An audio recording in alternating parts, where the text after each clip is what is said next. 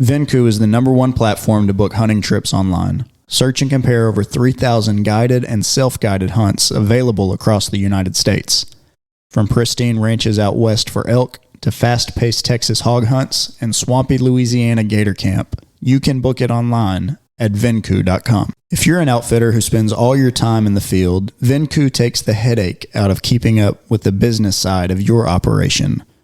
Venku handles payment processing, waivers, bookings, and simplifies communication with clients. Get started for free at venku.com.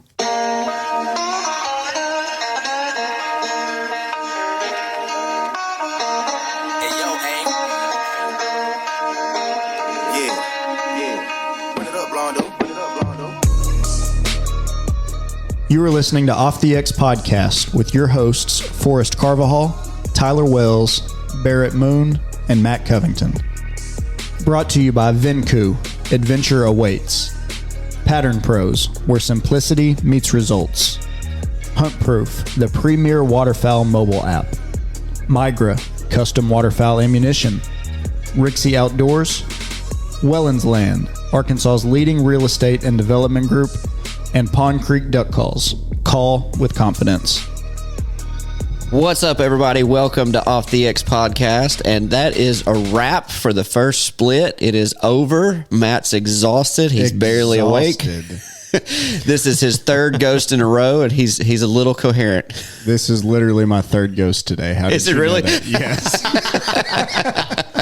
I was just taking a guess. I figured breakfast, lunch, now supper, we're good. Yeah.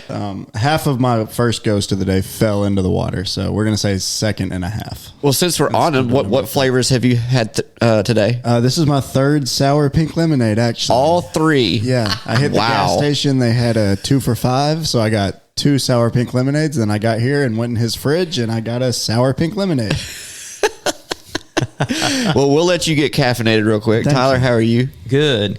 You working on the Hunt Proof app over there? Yeah, I just finished up logging our hunt from today because I forgot. Okay, well, do we want to start from today and work backwards to opening day? We can. Let's do that because I just found out that y'all hunted today. Nice to know. And Mister, I can't hunt on Mondays. Secrets aren't so much fun, are they? oh, no. This side of the secrets are no fun, but maybe I'll have secrets from what I did this week that y'all don't even know about yet. So we'll find out. I mean, sometimes I don't like to tell my secrets. Oh, we know. Let's hear about today because I'm curious. All right, so today was the last day of the split, so it's Monday the 2nd. And season actually closed yesterday, though. Oh, well. We'll start this over then. Whenever you're listening. So yeah, me and Matt hunted this morning. Went and hunted a buckbrush slough. I guess what you would call it. Anyway, bunch of birds in there. They did not want to be called at.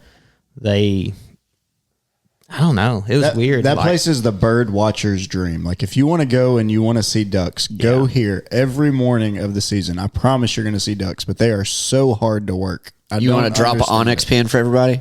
No, I don't. I'll drop one. DM, yeah. I'll drop one, but I'm not responsible for what happens when you get there. Right. But no, it's like when they're high, you can hit them and they will just bow up like they're fixing to fall on top of you. And then they get down about 50, 60 yards up, and all of a sudden they just set their wings and they'll just coast around. They're just like, you know what? This is a good day to fly. We're just going to fly and see what happens. And it's not like they're overpressured. No. There. So I'm like, I don't understand what the deal is. Anyway, Matt shot both the ducks we killed today. Attaboy. So, I did. Attaboy. Yep. What'd y'all kill? Killed 2 mallards. I do have to admit, I'm putting my first dollar in the hen jar of the year. Yeah. As far as I know, is that the first dollar that is going in the hen jar? Yeah, it is. This year. Impressive, because we were in the hen jar early last year. Made it through And the often. first split. I was in it early and often last year. Yeah, we had a group of 3 come in, and they were backlit with the sun, and I knew they were all 3 mallards. There were 2 drakes and a hen, and I'm like, my odds are good. And then I went to pick it up. I'm like, I owe $1. Dang, I picked wrong. Yep. Yeah. But Ruby picked up 2 ducks today. She picked up one off a blind. She Nice. She didn't see it, so took her out and set her up on it. gave her back, and she went out there and picked her head up, looking around. And I mean, and that's her second hunt to pick up ducks on. Yeah. So that's awesome. She's putting the pieces together. And I mean, buckbrush that's not easy for a dog. No. It's really not, especially if they have to go through it, crash through it a little bit to get to a bird. Mm-hmm. Gosh, it's hard on them. And we were hunting behind a layer of buckbrush too, so like she couldn't see where the duck actually fell. Right. It was tough. Man, that's awesome. She punched through the buckbrush, didn't try to go around. You know, there was an open hole to get around over here how we got in there, but she just punched straight through it, out, picked up, brought it back. I walked her out to an open spot and sent her to pick up the second one. And I mean, she did good. I can't complain. Heck yeah. And that's right. Let's talk about Ruby real quick. Yeah, do you want to start from the beginning now since we got this one out of the way? Because Ruby, I mean, that's a huge part of the first hunt of no, the I don't want to season. go there just yet then because I've got questions about today. Because that spot has been hunted multiple times. So I want to know how y'all set up to get the few birds in that y'all got to come in. Did y'all have motion decoys out? Did y'all have no decoys out? What did y'all do? Yeah, we had 2 spinners, 2 swimmers, 2 butt splashers, and 2 dozen decoys. Yep. So we're going to throw everything at them. All right. Jerk string? No jerk string. No jerk string. No jerk string? Nope. Was the dog in a covered blind or on the Rixie? She was just she was on a mow marsh today because of where we were at. Okay. You know, it was, we were picking between 2 different places. One place we had trees, the other place there were no trees. So where we ended up hunting at, there was a dead snag that we could have put her on the Rixie, and she probably would have done better running off of that smaller stand than the bigger one, because that big one, she can just kind of bounce around. She's so small. And, but she sat on it good. I mean, and she was tucked up. I had her under some buckbrush, so it was kind of, okay. You know, but she's so small. Nothing really paid attention. She's small and she's real dark. I mean, she's red. Yeah, she's dark red. She blends in well. Yeah. So I was curious because when we hunted there, we had Owen there, and he was in a covered dog blind. I don't remember what brand or whatever it was. Okay, it was in Momars.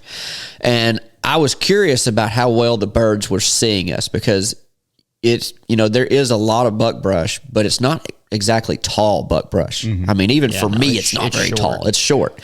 So I was curious of how well those birds really see coming into that stuff. So nobody besides us will understand this when I say it, but we went and hunted a different spot of that area today. So like when we get in the P row, we took a right. When you went with us, we took a left and went around the corner. Okay. So that's where we went.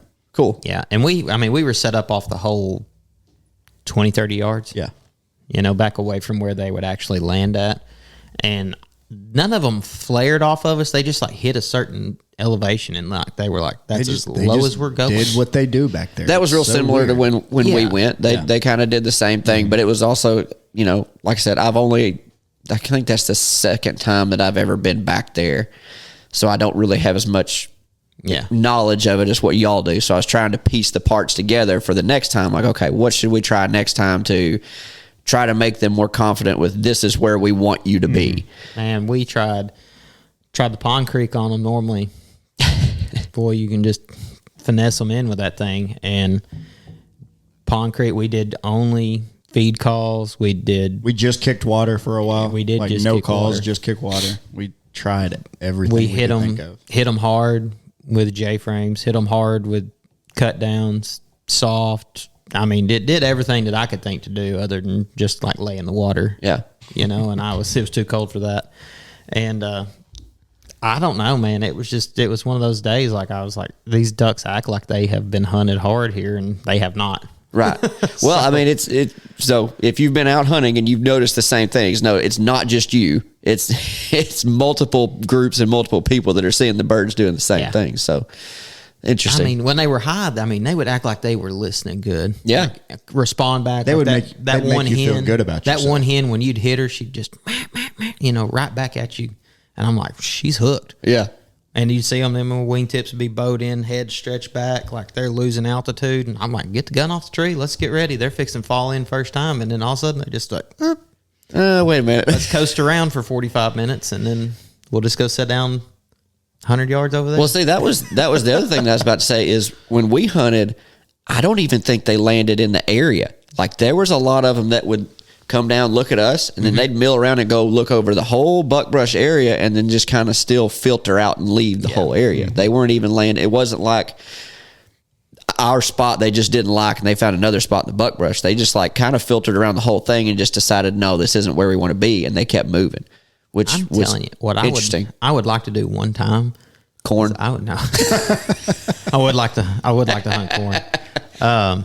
I want to get my tree saddle on, get 30 foot up my tree, and say, just pull that same mess now. Yeah, that has been done, I'm sure, a few times in some cypress sloughs. I mean, That is a great idea. I mean, it's just like, Can we go tomorrow? what the heck, you know? Oh, they'll work great tomorrow. Yeah. Oh yeah, we could go in there in the morning. They'd be backpedaling in our face, but that'd be okay. I'd watch the show. So it was a lot of fun. I mean, and this hunt, first hunt Ruby she didn't really pay attention to what was going on in the air, but this hunt, like every time we would call or she would see birds, like she was locked on them and watching them. I love that. That was really cool to see. You could tell when it like made sense to her. Yes. Yeah. Her eyes were to the sky when we'd start calling. It was so much fun. That's cool. Yeah. Anytime you Just see watching anything that connect. progression, Yes. Even though 2 hunts, like I can't wait to see what 5 hunts in she's doing. Oh yeah. Oh yeah. She's putting the pieces together, on that first hunt. Well, we won't go there yet. So No, I was about to just say, all right, that's how it ended. So let's go back to where it started. all right, so now we're back at day 1. Day 1. No, let's start the night before. So let's start the night before. How are y'all feeling the night before season? Were you like anticipation, I'm not going to be able to sleep? Or were you like, I'm going to bed, I see y'all in the morning? And I was definitely excited. I'm trying to think back that far. It feels like it was 6 years ago at this point. No. Beginning 10 days ago? Really? How many days did you hunt opening split, Matt? 7. 7. Yes. Tyler? 5 or 6. 5 or 6? Okay, I've got 4. Let's see. I hunted opening day, skipped Sunday, Monday, Tuesday, Wednesday, Sunday, Monday. So 7. 7. Right? Ain't that right? No. 1, 3, 4, 5, 6. 6 days. So 7 days, 6 days, 4 days. Okay, so that's where we're at. Yep. Now, back to the night before. How are you feeling? Man, I was super excited. It just felt good to pack the truck and know I'm going hunting. Yeah. Yeah. Yep. And go through, of course, first hunt of the season, the blind bag's been empty all summer. So now then I'm putting everything back in. And I'm Where like, was that? Do I have everything? Do I need this? And I've got to put my Drake whistle back in. That's what I did. Yeah. Mm-hmm. Did y'all try that today? We didn't have one. it. I was digging in my blind bag and I was like, that's what I don't have. So it'll be in there before the split opens. I got you. But just going through everything, making sure you got all your stuff, and then not running a dog for golly, I don't know how many years, a long time. And now then I'm like, all right, I got to make sure I've got whistle, the collar's charged, dog stand, check cord, just in case she tries to break, make sure I got all that. And then, just getting back into that routine. Like, all right, get up and let her air out real good. Make sure she's good before we go on the hunt. But the night before, I think all of us were pretty pumped. Yeah. Me and Matt had intentions of we were going in there that morning to shoot wood ducks. Yeah, it was a wood duck shoot. We're going to shoot our wood ducks. I'm going to make sure, I was like, Matt, you're going to shoot wood ducks. I'm going to work the dog. So there was a pretty big group in camp. So Tyler and I were like, we have a new dog. We don't need to put him around 17 million guns. Which is really smart. Let's just go off into the woods, and this is about the dog. Yeah. Can you go into why? Because you've trained dogs a little bit in the past. Go into why. So especially with this one. So we did a European pheasant hunt before we ever stepped foot out into the duck woods. And in training, it's 1 or 2 shots. The bird falls, they go pick it up, come back. Well, at the European hunt, it was 8 guns going off, more of like what you would experience in duck hunting, just constant commotion and everything. And she got overwhelmed with it. So I was like, all right, I know something new. It's going to take her a minute to learn it. But then once she learns it, like she's going to be on it. Because the second time I took her to a European pheasant hunt, as soon as she heard those roosters cackling coming out, like she wheeled around and was watching. So opening morning, or a reason why we didn't want to do a bunch of guns blazing on her, just because it's so overwhelming. And where they were going to hunt that buckbrush. And I was like, first hunt, I can't get out there and help her get the bird and toss the bird and get her excited about it in case she doesn't want to pick it up or, just has new puppy jitters. And it's just a lot going on. So you want to simplify it as much as possible, and build that confidence. And once you get confidence built, then you burn the barrels off of them, and it's not going to phase them because they already know, all right, when the guns go off, watch for something to fall, I'm going to pick it up and getting back here so I can do it again. But that first morning, we had a group of, 15 right at shooting light, maybe a little early, dump in on us, and they were mallards. Yeah, not wood ducks. Yeah, we went on a wood duck hunt. We were expecting nothing but wood ducks. So I'm still getting her set, and I look over the trees, and you can just hear, and they dump in right in front of us. I'm like, oh. Blew my gun up, hang it on a tree, and like got her by the collar. I'm like, all right, sit, constantly sit. And then right at shooting light, another group comes in. They filter in, but still pretty dark. And wood ducks or mallards? They were mallards. They were mallards. They pitch in opposite side of the hole from us, and me and Matt are both looking at each other like, we're gonna have to go over there. So they're sitting there for a minute, and Matt's like, all right, I'm gonna shoot. I'm like, so I grab a hold of the collar. I'm like, sit, and he pulls up. Click. It's the loudest click I've ever heard. First trigger pull of the year. Click. So that group leaves. Matt racks the bullet. That's why we're off the X. Yeah. So then the next group, we're just barely hitting them. We hit this next group like 3 times. They wheel around right down in on us. I'm like, all right, Matt, pick out one and shoot it. He shoots. I don't know. Did that one go down? Yeah. So that one went down on the far side of the hole, shot it again. So that was the group that I shot the single out front, right? And the birds were above my head that I didn't know about. Oh, no, that's the next That's group. the next one? Okay. Dude, I'm telling you. I guess. We should have been done with our 2-man limit in like 15 minutes. Yeah. And had birds to spare. We'd have been watching birds come in.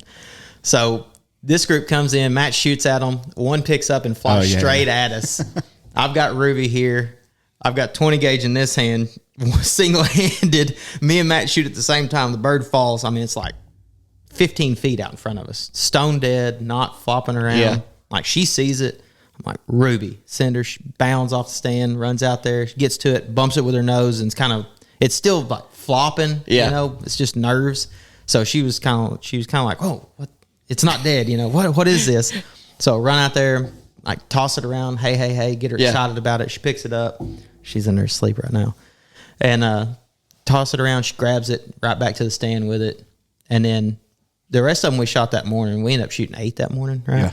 We shot 8 that morning. And, the next group that comes in, the next group that comes in, the group, they come over right over top of us. Well, singles are way out in front of them. It's down on the water, and I look back up, and right about the time they break the trees, and they're about 20 foot over top of Matt's head, I'm like, kill him. He's pointing out here. I'm pointing straight ahead. I'm looking up here trying to see where these birds are going to fall. That one falls. He says, kill them. And I'm like, I see one, and I'm going to kill that one. Apparently, they were like, how many on top of my head? Oh, like 8 or 10. No, my God. They were like, he could have took his gun barrel out and probably poked the bottom couple. Butterfly net. We didn't. I never called a shot that was over top of the trees. That's awesome. And we killed them good. We killed 8, and we should have killed more, but killed a couple of wood ducks in there. Ruby made some good retrieves. She, started picking it up, and you could tell by the end of the hunt, like, she's like, okay, I need to be watching out here, not just looking where the callings come from. Yeah. Because at training, when they hear quack out in the field, they know a bird's going to come from that quack. Exactly. So when Matt would quack, she would like spin around and look at him like, what are you doing? Where you throw it? I'm ready. And so when they'd fall out there away from it, she just couldn't put it together. But by the end of the hunt, she was learning like, all right, I need to look out in front. That's what's going to happen. And this morning, she was on point this morning. She's ready to roll. That's awesome. She did a good job the last hunt that I was on with y'all too. She stayed on her stand, did exactly what she was supposed to do. That was a slow hunt, didn't kill anything. But yeah, and it wasn't so cold. For a puppy, it was cold. Yeah. So I was like, okay, I had a bumper in the bag, and I thought, I'll throw a bumper if it's early season and just, get her moving. But I was like, it's so cold and she's pretty much dry, so I don't want to just get her off and get her wet where she's sitting there just shivering, having a bad time. But she was shivering this morning, but it was just from excitement. Yeah. Tolerating those slow hunts, that's something that you don't train for, I don't think. I don't. And that's hard for a dog to just sit there and just be. It's hard for me to sit there. Well, yeah, it's hard for anybody to do that. I guess I've done it so much I'm used to it. Ruby spends a lot of time at training, staked out watching everybody else run.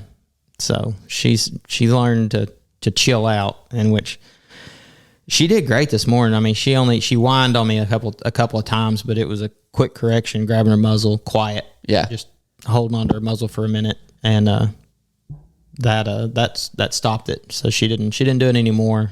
And I haven't had anything yet that I've been like, all right, we got to definitely work on this. Right. But I mean, of course, it's been make sure when it hits the water it's stone dead. If it's swimming off, hit it again. Yeah. But she's been doing great. So can't complain. That's great. Yeah, that first hunt was so cool, especially for her to get a big old green head for her first retrieve. Yeah, very first one. Did you save it? I did not. You did not? No, it got drug around through the water a few times, and it was just messed up. But it was a big old fat pretty greenhead. I mean, they were huge for early season greenheads. I felt like I was like, golly, these things are massive. Yeah, just saving it for the right bird. Now I'm the same way with Owen right now. It's like there's gonna be one, and I know I'm gonna feel it. Like, okay, that's the bird. Yeah, that's definitely the bird. Yeah, but hasn't happened just yet. Yeah, like this morning when she went out, I mean, she swam out there to it, and the first hunt was lunging water, so it was like water she could stand in and just run in. So I was like, all right, she don't have to swim, so this is going to be great. And then this morning, man, she come off there swimming, picked it up, never missed a beat, didn't bump it, nothing, just grabbed it, spun right back around, all the way back to the dog stand, got on. And held it. So she wasn't timid at all like that first day when she was just trying to figure out what was going on. Today it was like, this is my job. I'm going to get it. Yeah. And I'm ready for another one. And when they have to swim, it's a whole different ball game. Yeah. It really is a totally different ball game. And I learned that last year with Owen on that one hunt when he had to swim and it was dark. He didn't know where he was going. It was like, he's like, right. I'm lost. I don't know what you want me to do. Because we hadn't trained for that. So it's nice that she picked up on it so fast and she's ready to rock. Dude, yeah. Like I said, I'm super pumped about second split. After today, I was like, yes. We got this. No more timber hunts than what we got, or duck hunts that we got to go on. Like, I'm really excited about it. Yeah. Part of me is like, all right, maybe I should have took her on the lesser hunt in Texas just to see what she would have done. But if we hadn't been on backboards and stuff, I probably would have. But it was... that was chaos. That was Western. We'll get to that one here in a minute too. So me and Zach's opening day was a little bit different. We were planning the whole week. Like, do we want to go spend the night at the ramp? Do we want to just show up late and try to find a spot? Like, what do we want to do? Well, my anxiety and my excitement were just too high, and I was like, dude, when you get here, we're going to the ramp. We're just gonna go sleep. And he was like, he was all for it. It's like, all right, man, let's do it. It's like, okay. Well, he's a firefighter, so he can sleep any situation, He's trained to do that. So he got there. We got all the stuff loaded up. And when we left the house and it clicked in my brain, I'm not leaving to go prepare for something. I'm literally leaving right now to go on a duck hunt. It might be the night before, but when it clicked in my brain, you can ask Zach. Force was high. I was ready to rock, dude. I was so excited. I was like, there's no way I'm sleeping. I am leaving the house to go duck hunting. It is game time. I'm ready to rock. And we got there and we went to our old place. Mm-hmm. If people have listened to this, y'all can I'm not going to name the place, but if you've listened, then you know where we're at. So we pull off the highway and we're about to go back under, and we don't go under. We're in line already. Holy cow. We're in line already. So I was like, you got to be kidding me. Because in my mind, I'm like, we're like a mile from the boat ramp. So like, how in the world? So I'm like, okay, I'm about to go knock on a window. So I get out and I go up to the truck in front. I knock on the window and they roll the window down. I was like, hey, y'all are in line for the ramp, right? And they're like, yeah. I said, how many boats are down there at the ramp? They said, oh, nobody's down there yet. It's just, we're second in line. You're third in line.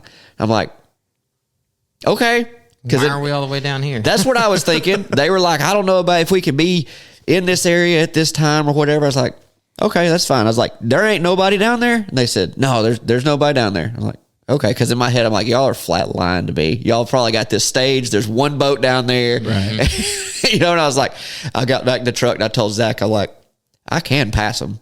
Like, there's plenty of room. I was sitting there, I was like, mentally, ethically, what do I do here? And I was like, you know what? I think I'll just stay here. Like, I will assume they're being honest, and I'll sit here. So we sat there. We got, seats laid back, and then their buddies or somebody pulls up behind us. We had vehicles lined up all the way. I think there ended up being 7 or 8 vehicles in line for that one place. Me. Yeah. I think all of them were all in one group, though. It was that one group and us. Okay. Yeah. Anyhow, boys, listen, if y'all sleep at a boat ramp, turn your headlights off. They left their headlights on the whole night. The whole freaking night. They might have been scared of the dark. I guess they were scared of the dark. I don't know, but they left their headlights on the whole night. I'm not rude enough to go banging on windows and say, turn your freaking headlights off. You're being stupid. But, I mean, I was like, you could have gone and knocked and said, like, will you please turn your headlights off? I know, but I was just like, surely they will be smart enough to think, hey, I probably need to turn my headlights off. No. They didn't. No. They left them on the whole night. Anyhow, we got up there. We were actually the second. What time did y'all get there? I mean, 4 o'clock, everybody rolled in. No, what time did you get to the ramp? Yeah.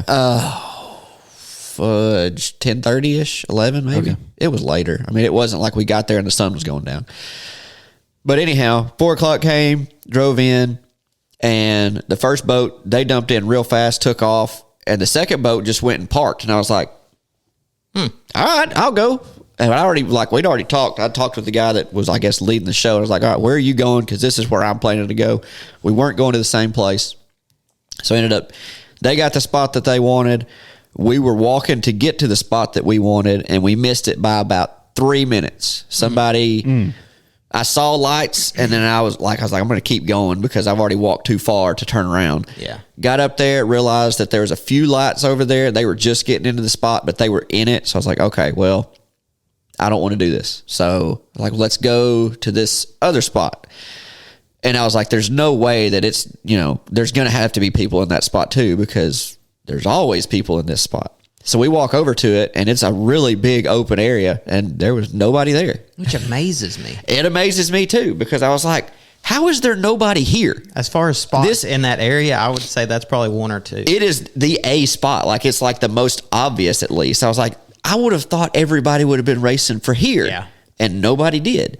So anyhow, we got there, and then I was like, okay, well, I think where we're at's too deep. So Zach was like, well, man, let me walk in there and get it. I'm like, dude, it's going to drop off. He said, at least let me check. I'm like, okay, go ahead and check. He took 2 steps and was thigh deep. And I was like, I told you. And he took a few more steps and he just stayed thigh deep the whole way. I was like, all right, was it hard? Bottom hard? Yeah, we're good. So he walks all the way out there. We've got 2 big trees, one to put the dog stand on. One of them is too open. I'm like, the sun's going to hit right on him. Everything's going to see him. And this other tree, I was like, I don't even know if we can get the strap around this tree. It's huge. I don't know if we can get the strap around it. And there's this big bushy part to the tree. So I don't even know if this is going to work. So pure opening morning chaos. Everything's going wrong. We walk down farther trying to find another spot. We find another spot in there, and I'm like, I don't like this one either. It doesn't look right. I said, let's just go back to the first spot, see if we can get the strap around that tree, and we'll try to make it work. Luckily, we had just enough strap by 4 inches. Whoa. It was a big tree, dude. It's a big tree. Got him on the stand, and we got everything set up. I'm hot. I'm pissed. I'm mad. I like to be set up in my spot, literally in my hunting spot with 30 minutes before sunlight or before shooting time. Mm-hmm. That's when I feel like I'm ready. If there's less than a gap, if there's 15 minutes, 5 minutes before shooting time, and I'm still finally getting settled, I'm late in my head. Oh, yeah. I'm late. So at this point in my head, I'm late, even though I've been there since 10:30 the night before. And I'm walking up to the spot, and I'm pissed, and I'm hot, and this greenhead just spins and just falls right into where the decoys are. And I'm like, please, God, please, just let them keep doing that. I get up there, he leaves. Well, this bird just really wanted to be in there. A few minutes later, he comes back, and he circles and circles and gives us one good pass. And I'm like, on the next one, on the next pass. Well, he circles out and then leaves. I'm like, of course. Of course. So now, one more. Yep, that one more pass got me. It got me. And this is funny because Zach has this on video. I'm sitting there doing my form of trolling, just just slow quacks. And then like out of the corner of my eye, I see something, and it's like this big bird. And I'm like, man, it looks like a comber. I said, what is that? And then right as I say, what is that? He cut the camera. But then my eyes go, whoop, and it was that mallard, and he was just like bowed up in the decoys.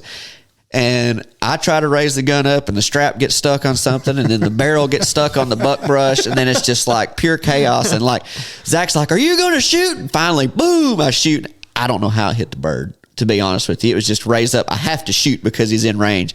Ended up hitting him. He falls back over there, and it's like just heaven on earth. Duck season's back. First duck is a greenhead. All is right in the world, you know. I'm sweaty. I'm pissed. I'm sweaty. I'm pissed. And I'm just like, and now, which I hadn't even thought about it at this point, Owen's going to have to go because it fell behind the tree. He didn't see it. It's in the buckbrush. He didn't know where it went. He's going to have to jump off. He's going to, everything that he has to do that day is swimming. He's not touching the bottom of nothing. So, again, I'm like, here, get him off the stand. And he swims next to him, and I line him up back. He went straight to where the bird was and brought it back. It's like, okay, it wasn't far. It was only like 15 yards. But still, it's like he had to go through the buckbrush. It was dark. He got it, brought it back, and I was thrilled. I was like, we've got a greenhead. We're not skunked. This day is made. We knocked down 8 birds, brought 7 home. But the thing that I was the most proud of for Owen, which like what you were talking about, like this was all swimming stuff, and really we haven't trained any of it. So there was 2 times where we knocked multiple birds down out of a group. So I got him off stand, sent him on the first one. He went out there and got it. He came back. I grabbed the bird while he was coming past me, never let him get back on the stand, turned him around, lined him up on the next one, said back, and he went out there and got it. And I was like, that's what I'm talking about. That's what I want you to do. Mm-hmm. And then the one that we knocked down and didn't get back, it was a teal, and it fell and got in the buckbrush on the opposite side of the slough. And I was like, I think that bird probably died. Like, I'm like, there's times you'll shoot one and they'll fly off wounded and then just fly a little ways. It's just they roll over belly up dead. Mm-hmm. I was like, I bet that happened. I was like, let's give it a minute and just let it die like a deer. And then I'll send him over there, and if he can wind it, he's going to find it because he's got a great nose. But I was like, the issue is going to be, can I get him to push that far? Right. So I got him down, and I sent him, and I had to, stop him a few times to get him to go the right direction. And I got him to the buckbrush on 2 separate occasions, not like sent him over there one time, let him pilfer through there, never found it, brought him back, got him on the stand, waited a little bit longer, let him rest, sent him back over there again in a different area. He pilfered around in there again, never found it, and came back. And I was like, the fact that I got him to go over there twice, even though he didn't come back with the bird, like apparently it had more energy and life in it than what I thought, and it had to have swam off because he would have smelled it. But I was like, the fact that I got him to go all the way over there and him follow the instructions I wanted him to take, I was like, that's a win, even though he didn't get to bring the bird back. But we were thrilled after all the chaos to walk out of there with the birds that we did. And the crazy thing is like, that's a wood duck hole, kind of like what y'all were saying. Like, we went there and I was like, we're going to shoot a few wood ducks. We didn't kill a single wood duck, and we barely saw any, to be honest with you. So I don't know if the wood ducks just haven't showed up, if they're not using that area or what. They were just all where we were. I guess so, because we hunted multiple places that should have been a lot of wood ducks, and have not seen them at all, really. Oh, that reminds me. Friday night, you were like, so Friday night on my way down, I remember you sent a Marco Polo, and you were like fired up, and I didn't watch the Marco Polo until 8:45 that night, because Friday evening I went and shot a buck. That's right. I forgot about it. I forgot about that too. And I was like, I remember seeing the Marco Polo. What was I doing? I was like, oh yeah, I was taking a deer to the processor. So Friday evening before season, I shot a buck, took it to the processor, and went to Clinton M's camp. I pull up there and there's like 14 boats. It looks like I'm at a public boat ramp, and I'm like, wow. Of course, Jackson's got the cowling off motor working on it. Oh, of course. What else would he be doing? That's all he does. So I picked up a stand from him just in case, because I was like, I really don't know what we're going to get into. So I need to have a backup just in case there's no trees where we're going. And I'm on my way back, and I listened to your Marco Polo, and dude, you are like you sound like a kid on Christmas morning. I was. Like, just pumped. I was. I left the house and I was going duck hunting. Yeah, dude, it was that opening morning, man. It was special. It was. Oh yeah. Just getting to have the new dog out there. Like me and Matt got to share the woods that morning. Just it was nice, calm. I'm like you. If I'm not in the woods decently, like set up and ready to go. I don't have to be there 30 minutes before. Ready to go 30 minutes before, but I like to be there before when the wood ducks start flying. Like I'm ready. Yeah. Like all right, I can enjoy the show. And dude, I feel like opening morning, it was just that laid back. Like, hey, we're just going to park the boat here instead of going around and coming in. We're just going to go here, up, over, and get in there.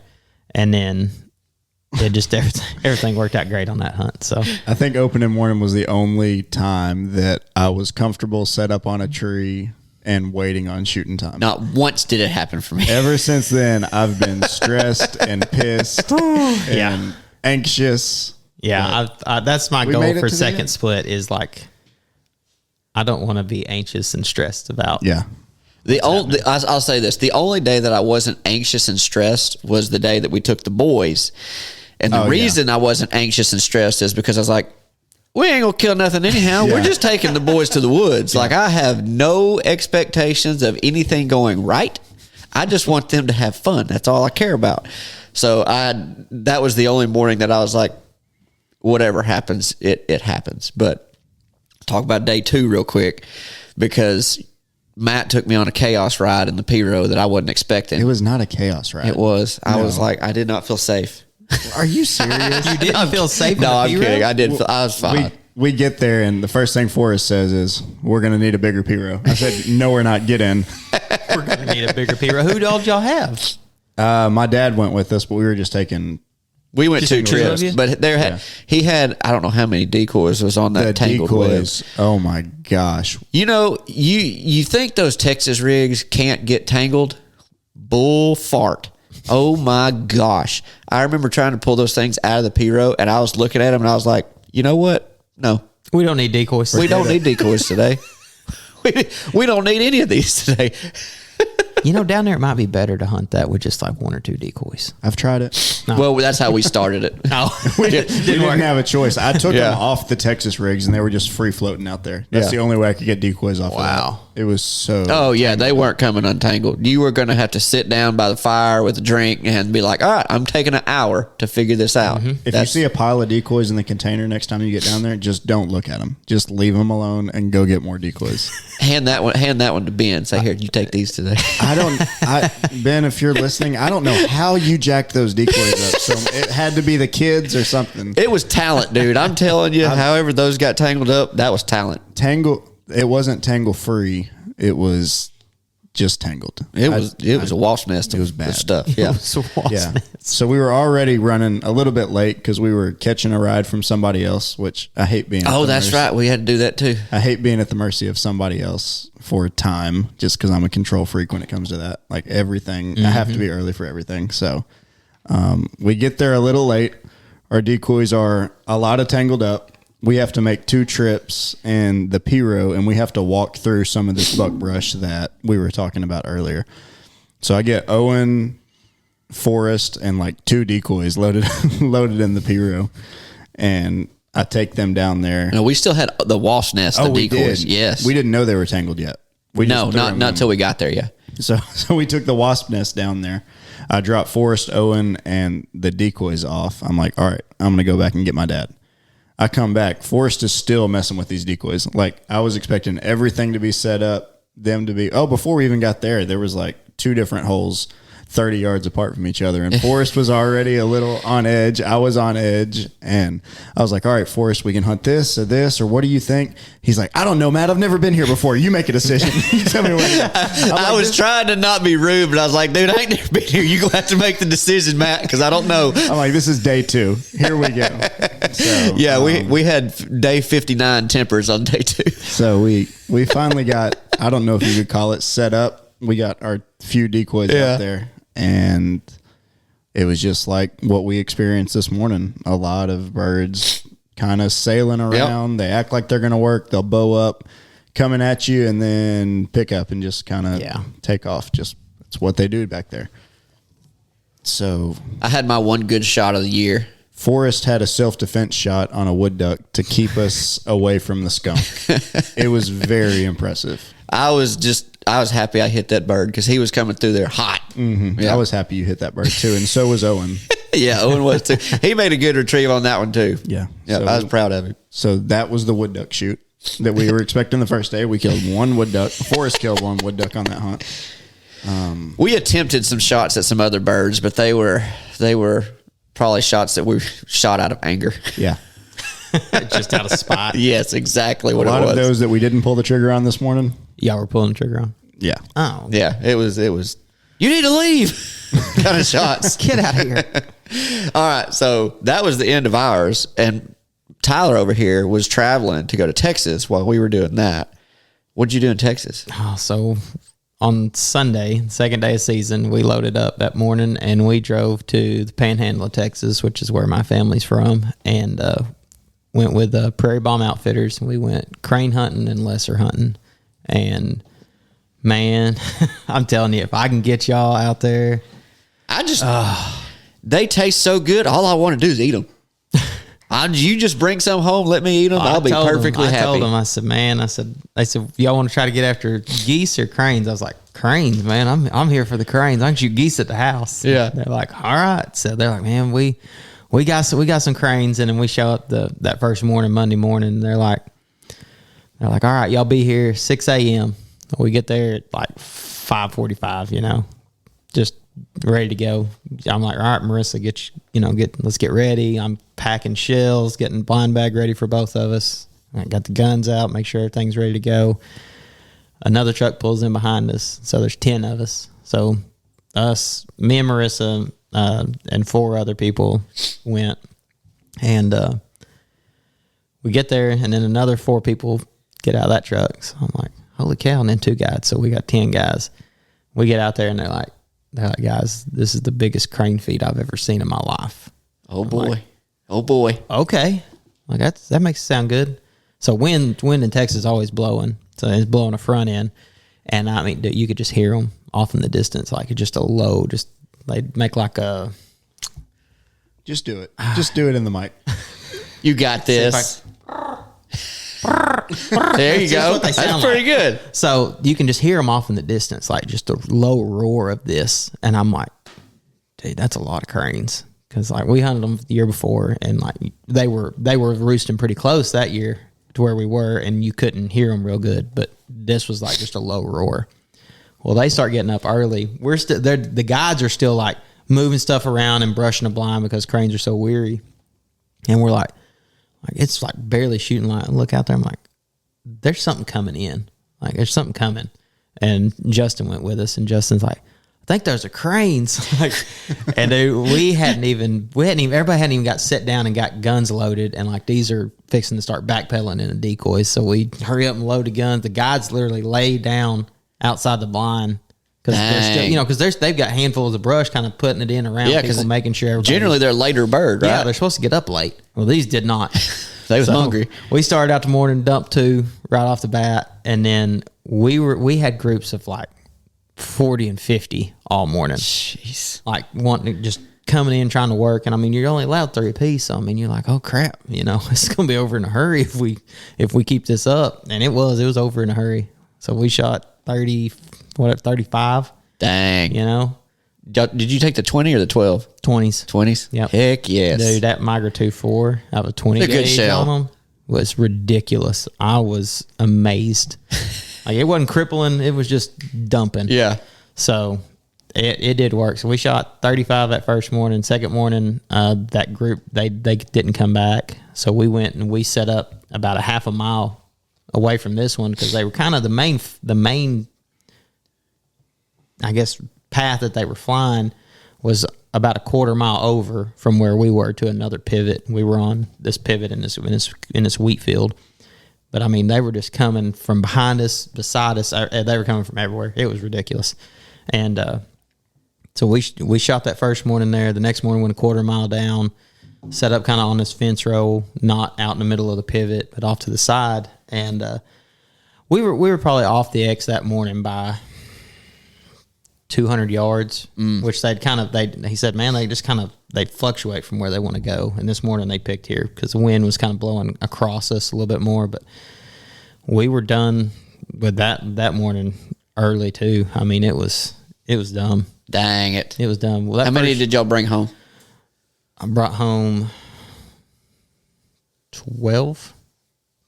You just tell me when they're cooked. Yeah, I'll be here. Brought home 12 cranes, and I mean they're like a 8 or 10 ounce fillet. That's what I'm talking about. Have you had them before? Yes, I had them last year. Yeah. Man, oh my gosh, I'll fight somebody for those. They were good. So he cooks them the way he did last year. Yeah, dude, just a cast iron skillet with butter, season them up like you do a steak, medium rare. I butterfly them. I don't leave them whole. I butterfly them out where they're thin so you can cook them hot and fast and pull them off of their medium rare and let them rest. And, dude, they are phenomenal. Mm-hmm. The ones last year were dang good.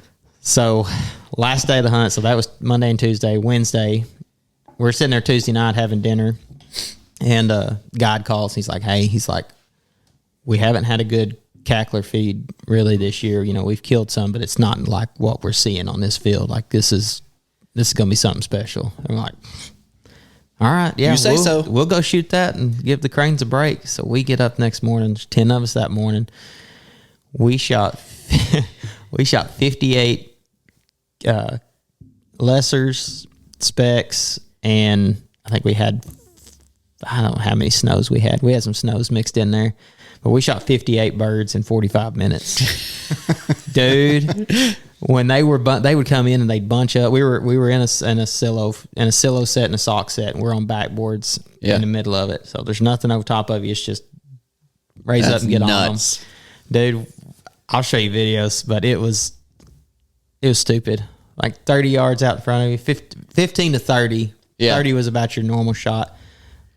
Groups of 50 and 60 just stacked up. Like we could watch them come off the roost back there, and they were just stacked up. And we would literally shoot into a group.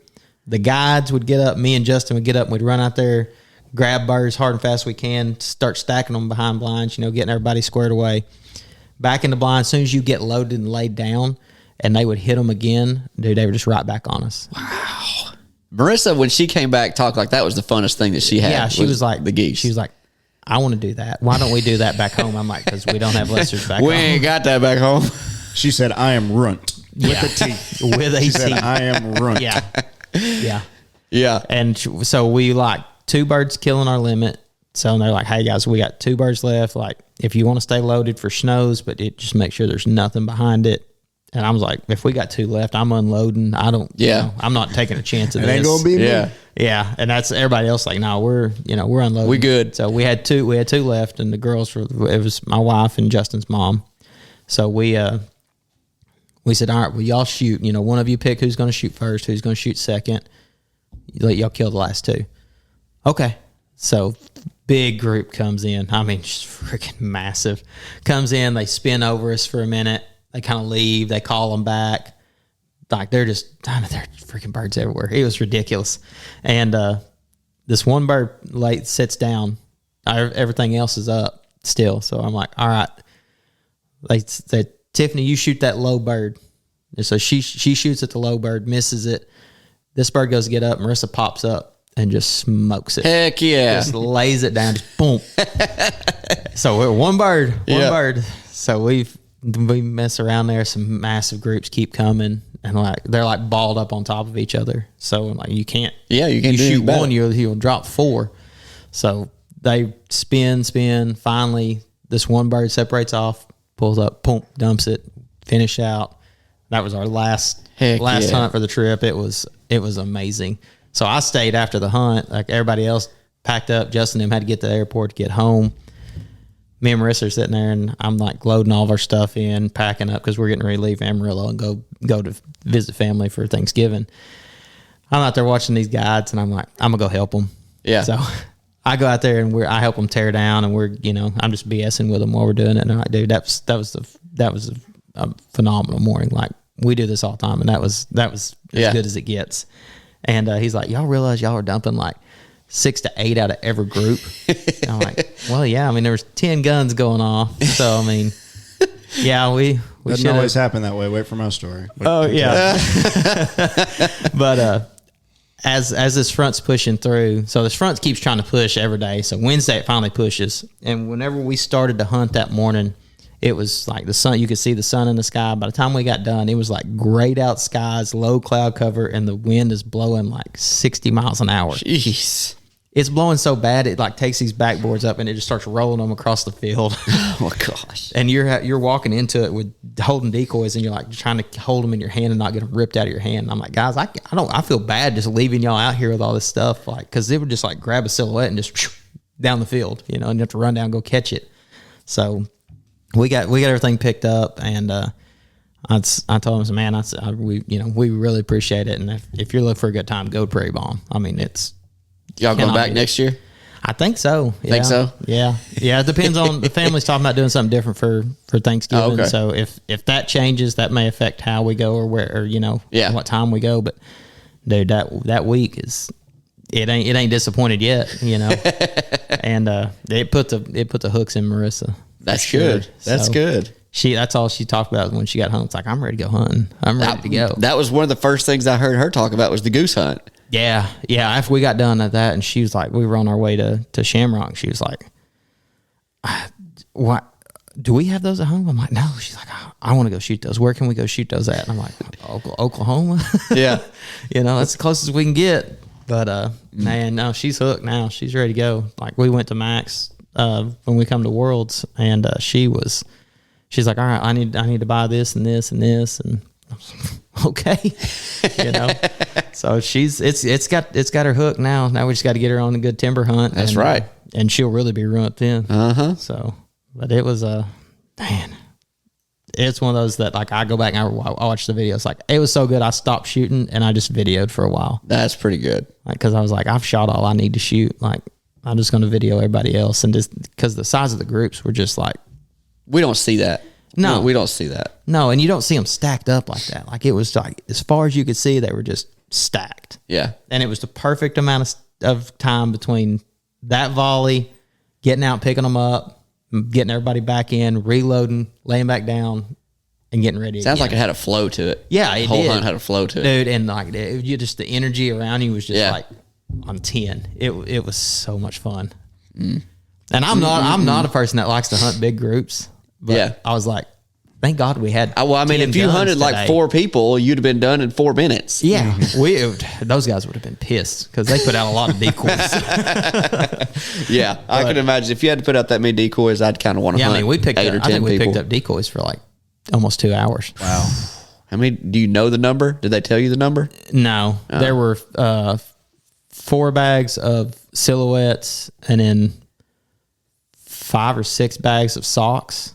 That's a lot of decoys. Yeah. And dude, we were piling the socks in, like packing them in there. Yeah. And it was crazy. But it worked. The first 4 birds of the morning, I forgot to tell you this. The first 4 birds of the morning, like when they started coming in, I could hear them yodeling. And those guys, boy, they got fired up. They're like, Specs, y'all get ready, Specs. I'm like, yeah, it's Specs, we no big deal. Do 40 yards. They're like, kill them, I'm like, whoa, let's get them closer.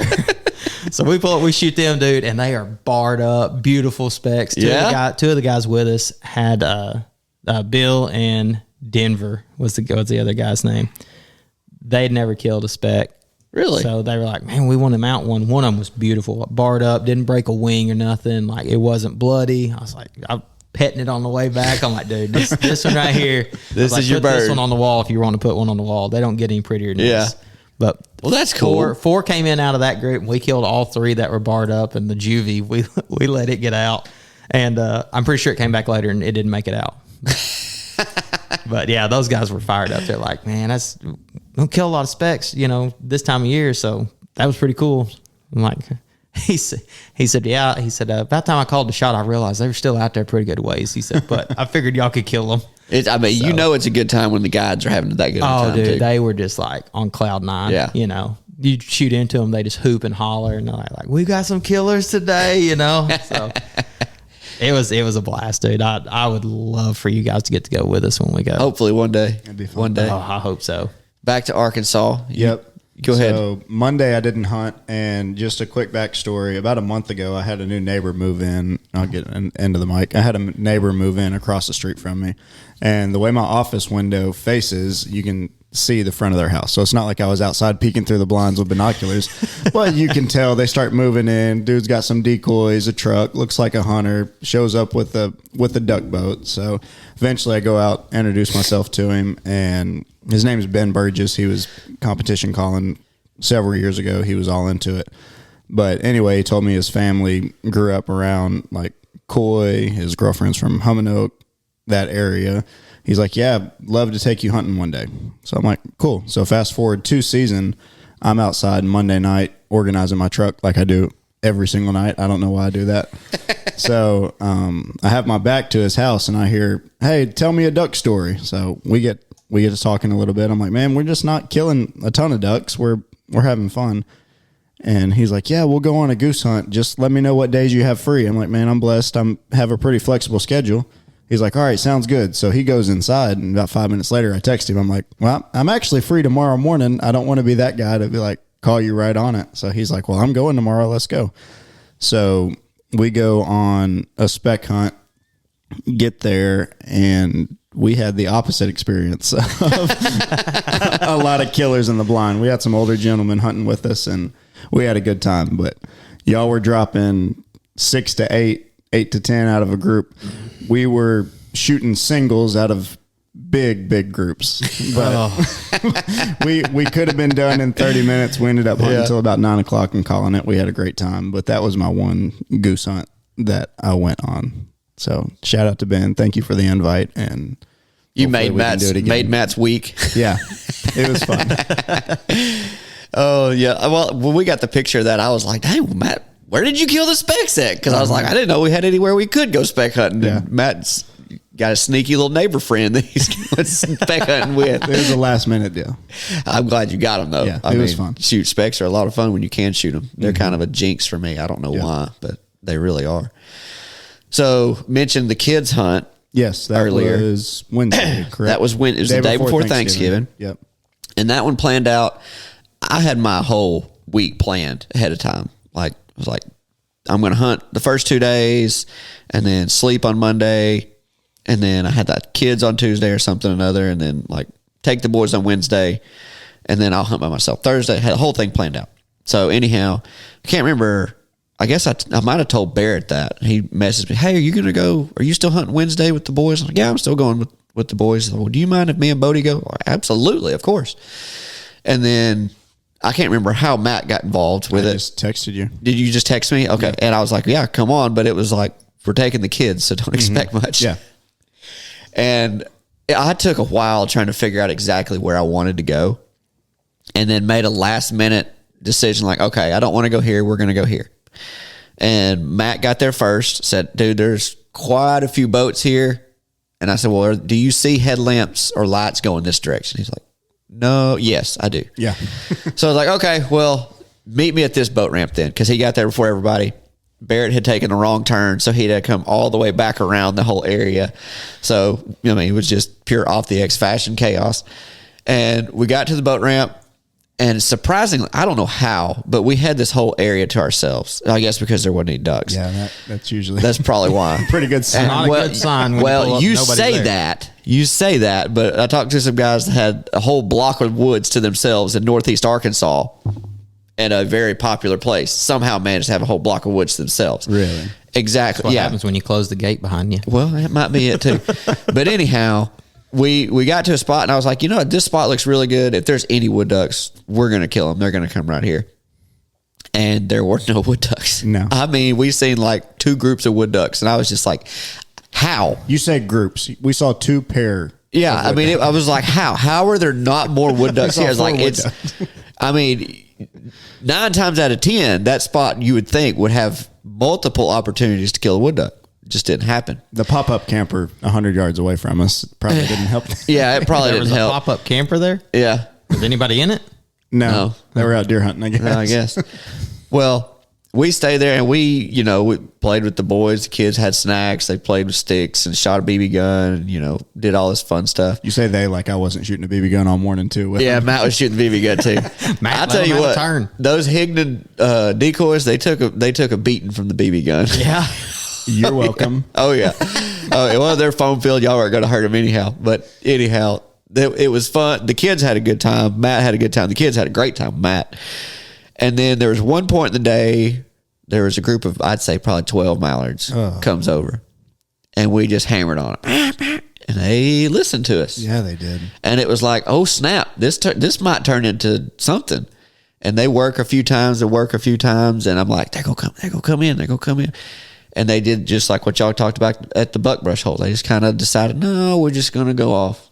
Dang, so close. We worked them hard. We really did. And I was like, for the effort that we put in, I was like, that was a good effort. I thought we were going to get them. And then a little bit later, it got real. Mm-hmm. Like it got real.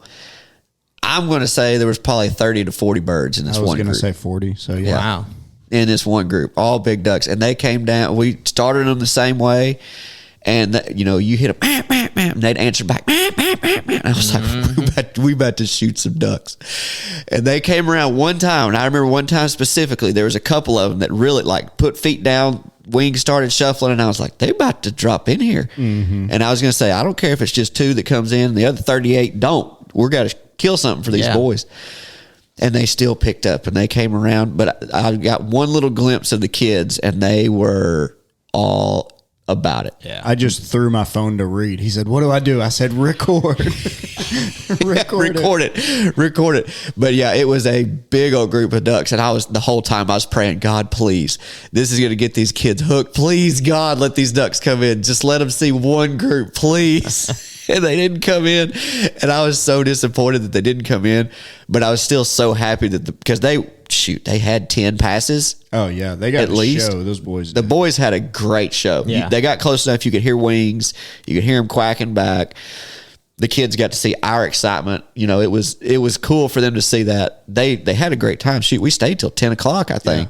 Yeah. And then something I've never seen, we get back to the truck, and I don't know if I parked on a mosquito hive or what. Oh, I forgot about that. I'm talking about the worst cloud of mosquitoes I've ever seen. We didn't have any issue with them out there where we were at. Is 20,000 mosquitoes an exaggeration? No, not an exaggeration at all. It was bad enough like you could swing your hand and you feel them smacking up against your hand. It was ridiculous. Jeez. And I was just like, just get in the truck, shut the door, don't get out. Yeah. Shut the door, don't get out of the truck. But it was only around the vehicles. We didn't have any issue with mosquitoes where we were hunting or anything else, but it was just, they wanted to be around them cars. I don't know what it was, but yeah, the kids had fun. I had fun. I think Matt and Barrett had fun. Matt took some incredible pictures. Yeah, those pictures were really good. Matt got a quote for the season from my son Reed. Do you remember it? He said, Dad, is beef jerky just basically snack bacon? I was like, I haven't stopped thinking about that ever since he said that. I'm like, yeah, that's exactly what beef jerky is. That's exactly what beef jerky is. Snack bacon. We'll have to put that on a shirt. And I mean, I think that was 30 seconds before a legal shooting light, just out of the darkness. Don't know where this kid is. It's the things you ponder. Oh yeah, I mean, the things you ponder. You have time to think. And then Hudson, once he got home, he found his little Polaroid camera after he watching Matt take pictures all morning. He was like, you know what? I'm going to take pictures. He's been taking pictures around the house. That's awesome. Ever since. Man, what if that is what has put the hook in? Oh, I know. And we get to watch that. I know. Progress. Exactly. From a hunt that we didn't kill a single bird. So do you want to talk about the literal off the X that happened because we were following OnX and we launched where it said the boat ramp was in the dark? You can do that. So you can talk about we pull up to where OnX says the boat ramp is, and there's like a 3.5 foot gap between two cypress trees. It was enough of a gap. I was like, I can hit the gap. Yeah, but I was like, y'all might have to pull my truck out. Yeah. One of those things. So we launch, we get in, we take off, we come back, load the boat up. And I didn't even tell you this when I backed your trailer down. I guess I hit a cypress knee or something. I turned around. Your trailer on one side's like 8 foot up in the air. So I'm glad you didn't tell me that while we were there. I pull it forward, get back down. It wasn't 8 foot. I know exactly what you hit though. Yeah. So I jump in the truck. I'm the first one out. I get about 75 yards down the gravel road. I look to my right. There is a brand new concrete boat ramp, parking area, everything. I'm like, yep. Yeah. We were off the X. We were off the X yet again.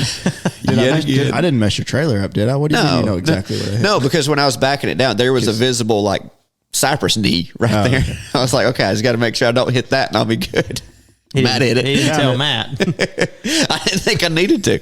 But I was pleasantly surprised when I drove back with the rest of the crew and Matt had already backed the truck down. I was like, hey, that's one less thing I've got to do. This is great.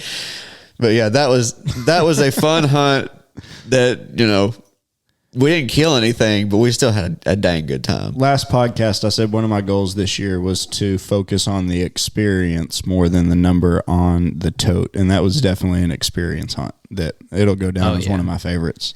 It was. And I mean, I still think back to the kids, but I also think back to what those birds look like spinning around the trees and watching them and them talking to them. I was like, man, golly, that was fun. It would have been fun to shoot them too, but it would have been. It was fun watching them. Yes.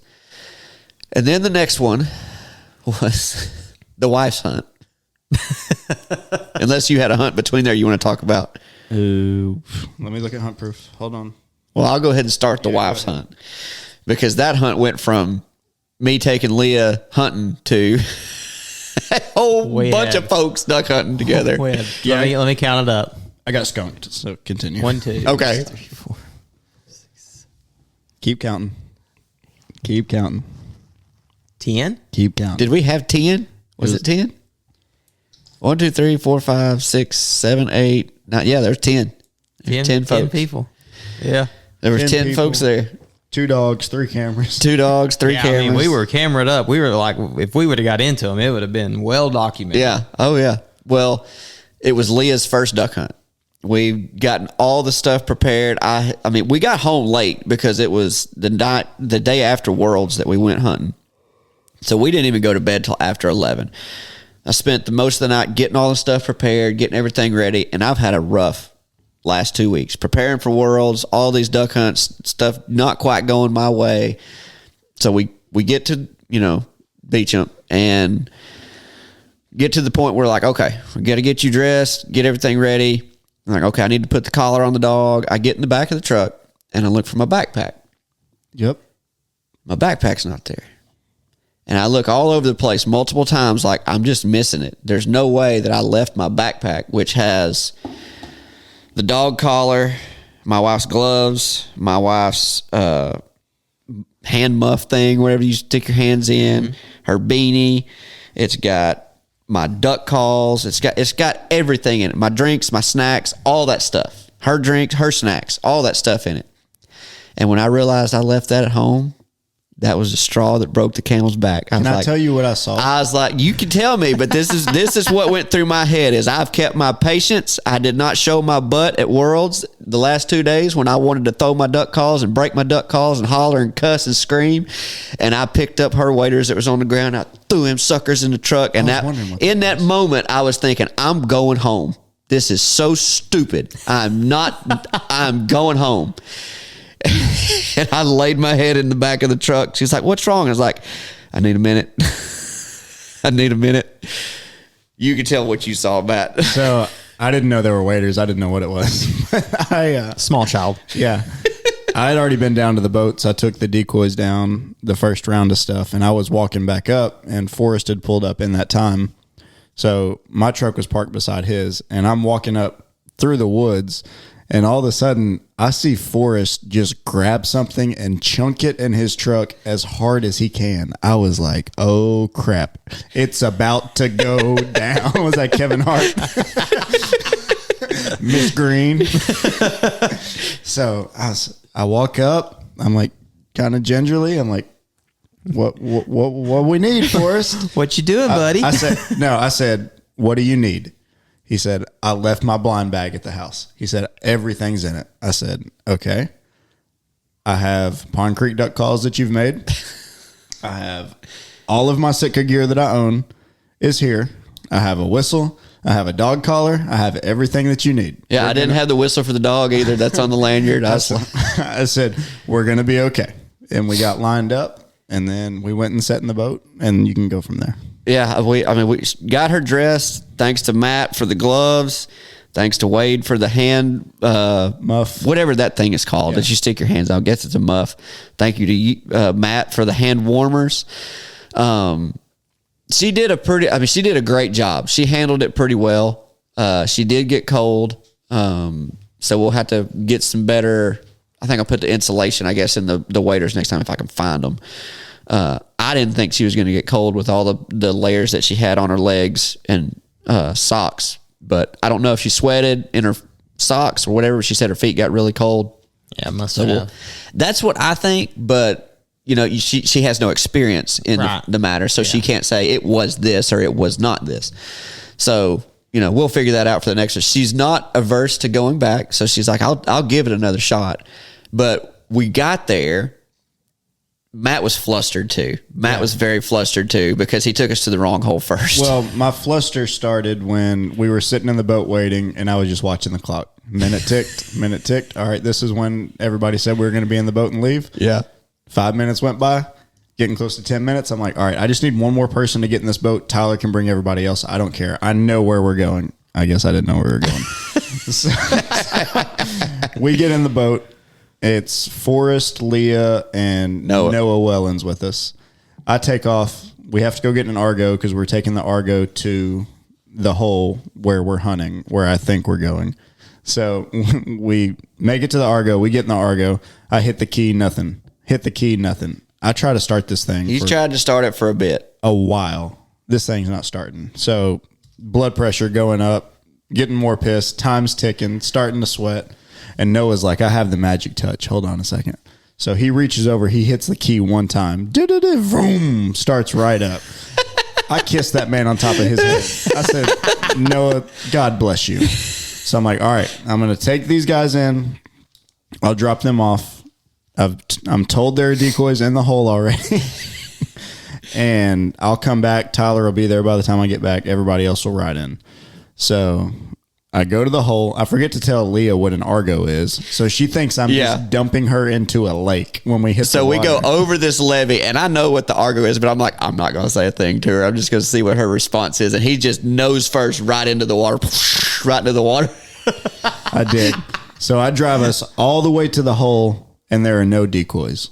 And in my mind, I'm in the right spot. I've just been told there are decoys here and there aren't decoys. And to be fair to you, I heard the hole that we were supposed to go to, and in my mind, from what it looked like last year, I was like, that looked like the hole from last year that we hunted opening day. And we get to the hole, and Noah's like, oh, yeah, we picked up the decoys. Yeah. So I'm like, great. I don't even say anything. I just turn the Argo around, and I go back pretty swiftly. You turned it around pretty swiftly, too. Yeah, I did.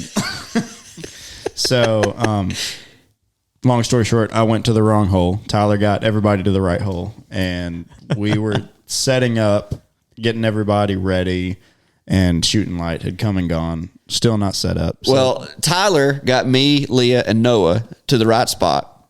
He got his dog stand set up. I was getting my dog stand set up. I got Leah over there.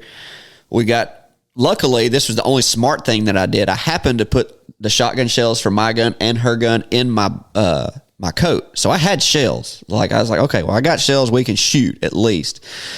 So we got over there, got the guns. I got them loaded. And right as I get them loaded, these two mallards fall right into the hole. And I'm like, well, that's at least a good sign. What time is it? And I look at my phone. It is exactly shooting time. I look up and they're leaving. And I'm like, of course. Yeah. Stress. My blood pressure that morning was probably maxed out. It was probably like my ears were tingling. Yeah. Like I was like, it was just that, you got to have one a season. Oh yeah. I hope that was it. Well, I had 3 the first split, so I'm good for the next 3 years. I hope that's the one. Yeah. Honestly. Well, God heard me say I need to enjoy the experience. He's like, all right, I'm going to throw you some experiences. You didn't say good or bad. You're going to learn today. I never prayed for patience. No. That's right. Man. So, but yeah, but I will say, she got a really good wood duck show. She got to watch a lot of birds. She got to hear a lot of birds. A lot. The best opportunity that she had, I'm not blaming anybody. I'm blaming timing. Here's what I'm blaming. The best opportunity that she had was to our left. We're looking straight at the hole. To our left, this wood duck comes in and lands like 25, 30 yards out. Like, perfect. We can see it. And the only reason that we can't shoot is because Wade's trying to get to his tree over there. Oh. And he was right in between us and the bird. And I was like, you're not shooting next to Wade. Don't shoot over there. Don't do that. We'll be good. I'm like, surely another one will do that. Another one never did that. But I was like, man, the timing of this day is just ridiculous. You know, it's just unbelievable. Yeah, that was after all of that happened. I mean, it still turned out. We had a good time. We laughed. Oh yeah, I had a good time. Yeah. Once I like calmed down of like, okay, nothing has went the way I want it to go this morning. Yeah, I was like, all right, just enjoy the morning, enjoy everybody out here. Because I mean, we had Wade, and we had Q-Tip, we had Hunter, then we had Noah and Angie out there, and then we had Matt as usual, and us, and the I was girls. like, yeah, and I mean, Marissa and Leah just kind of chilling and like all right, this is a good, just like we're easing into it. Nobody's burning the barrels off. You're not getting your ears wrung. It's a good reminder. Just everybody slow down. I'm talking to myself. Yeah. Slow down. Yeah. Show up earlier, but slow down. Leah, she said she had a good time. She liked it. She said just next time she doesn't want to hunt flooded timber. She wants to be where she can be warm. Those are two requests that she had. She wants to be where she can sit down. Those are the three things. Because that's just stuff we don't think about because we do it all the time. Yeah. But that was another thing I had forgotten was the marsh seat. I had brought it, didn't realize it required so much assembly. So it was in the truck. I'd opened it, realized, this is going to take me some time to actually put together. Threw it back in the truck. So I messed up again there. My fault. But one of the things that she really liked was afterwards, when everybody finally came back, when y'all came back, she got to, interact with the whole group, the people that she didn't know and everything. Mm-hmm. She enjoyed that. She is a extrovert, like loves getting to know people and talking or whatever.